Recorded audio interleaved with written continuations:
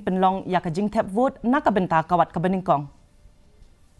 Ka Jingthep vote na ka benta ka Shillong Batura Parliamentary Constituency kinlong ha ka khat khandai Tarik Iaiong na ka benta kawat ka Beningkong jong ka election Lok Sabha.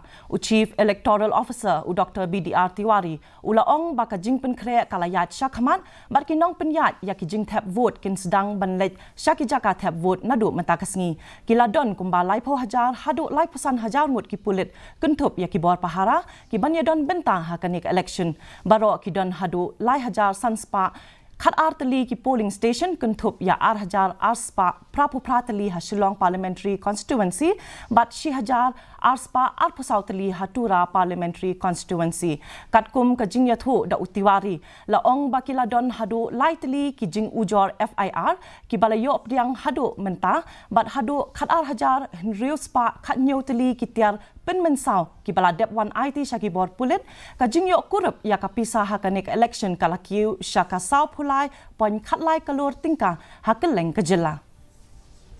So including the reserve personals and the security personnel, etc.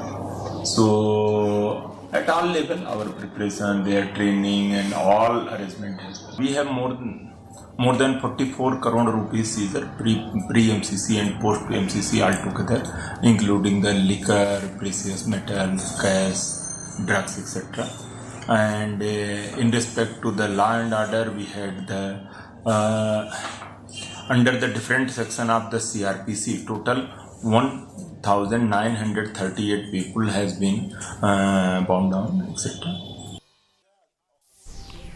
Hari Boy District katanat Pulit kalalong kabala Pynkhreh na